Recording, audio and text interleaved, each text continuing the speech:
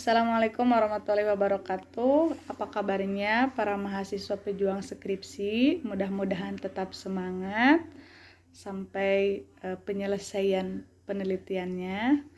Dan insya Allah pada kesempatan kali ini saya akan mencoba menjelaskan secara singkat mengenai sistematika penulisan bab 1 untuk metode kualitatif.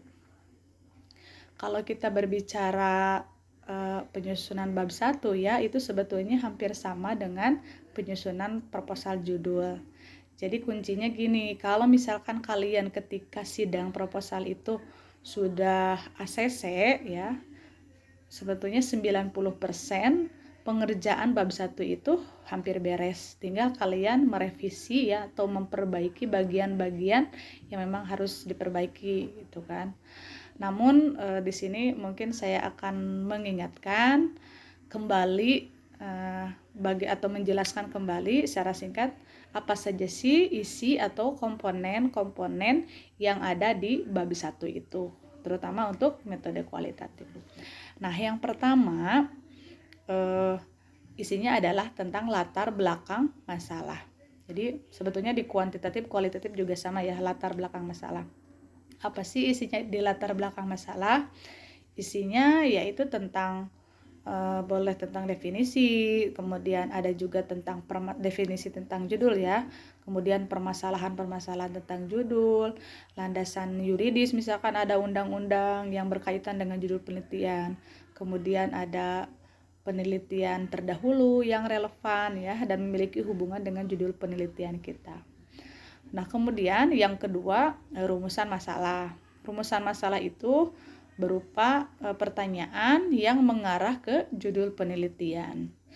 Secara umum biasanya lah 3-5 ya, secara sederhananya jumlahnya 3-5. Kalau mau lebih banyak juga tidak apa-apa. Lebih banyak rumusan masalah berarti lebih dalam lagi penelitian yang kita lakukan. Biasanya di rumusan masalah itu diawali dengan kata interrogatif ya atau kata tanya. Kemudian poin yang ketiga adalah tujuan penelitian. Nah, tujuan penelitian itu adalah untuk menjawab rumusan masalah. Dan ini harus sesuai dengan jumlah rumusan masalah. Kalau misalkan jumlah rumusan masalahnya itu ada 3, berarti tujuan penelitiannya juga ada 3. Dan kalimatnya harus sama, tinggal mengganti ya. Kalau misalkan di rumusan masalah itu kan ada kata tanya, nah kita tinggal mengganti kata tanya itu dengan kalimat untuk mengetahui. Kemudian itu yang ketiga. Yang keempat adalah manfaat penelitian. Nah, tentu saja manfaat penelitian ini menjadi suatu hal yang penting di dalam sebuah skripsi ya, karena menunjukkan kebermanfaatan dan kegunaan hasil dari penelitian kita. Nah, dalam poin manfaat penelitian ini ada 2. Ada manfaat secara teoritis, ada manfaat secara praktis. Kalau manfaat secara teoritis ya secara umum kan yaitu untuk mengembangkan hazanah keilmuan. Namun untuk manfaat secara praktis ini lebih subjektif. Jadi manfaat ke orangnya apa gitu. Contohnya kalau misalkan kita melakukan penelitian di lembaga sekolah, berarti secara umum manfaat itu bisa dirasakan yang pertama oleh kepala sekolah, yang kedua oleh guru, yang ketiga oleh siswa, dan yang keempat bisa ditambahkan oleh orang tua ya, dengan orang tua gitu ya. Itu untuk manfaat. Dan yang kelima adalah asumsi penelitian. Nah, apa sih asumsi penelitian? Asumsi penelitian itu adalah pernyataan yang bisa diuji kebenarannya, yang jelas memiliki hubungan dengan judul penelitian. Bisa kita ambil misalkan ayat Al-Quran, undang-undang, atau teori-teori dari para ahli. Kemudian yang keenam adalah metode dan teknik pengumpulan data.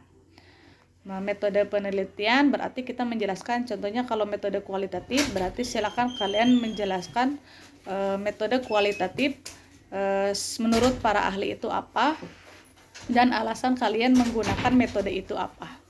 Dan di bagian keduanya adalah teknik pengumpulan data. Nah, teknik pengumpulan data di kualitatif kan secara umum ada 3 ya. Ada observasi, wawancara, dan dokumentasi.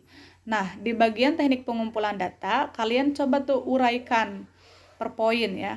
Contohnya yang pertama observasi. Di poin observasi itu kalian jelaskan observasi itu apa, kemudian menurut para ahli observasi itu apa, dan kalian juga harus menjelaskan implementasi dari observasi itu ya. Contoh misalkan dalam penelitian ini observasi yang dilakukan adalah mengamati atau mengunjungi secara langsung tempat penelitian, yaitu dengan melihat misalkan jumlah siswa, jumlah guru, kemudian sarana prasarana atau proses kegiatan belajar mengajar gitu. Itu diobservasi. Kemudian bagian B juga sama, wawancara. Kita juga menjelaskan ya wawancara itu apa, kemudian wawancara menurut para ahli itu apa, dan implementasinya, penerapannya. Pada penelitian ini wawancara dilakukan kepada 3 orang informan, contohnya kepala sekolah, guru, dan siswa. Jadi secara singkat kita jelaskan wawancara kepada kepala sekolah tentang apa, kepada guru tentang apa, kepada siswa juga tentang apa gitu. Dan yang terakhir dokumentasi. Nah, ini juga sama, kita menjelaskan dokumentasi itu apa, kemudian pengertian dokumentasi menurut para ahli apa.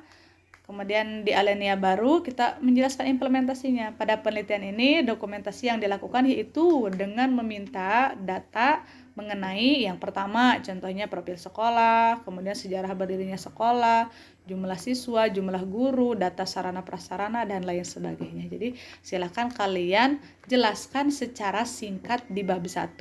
Dan untuk lebih lengkapnya nanti mungkin metode penelitian ini akan dijelaskan di bab 3 gitu kan.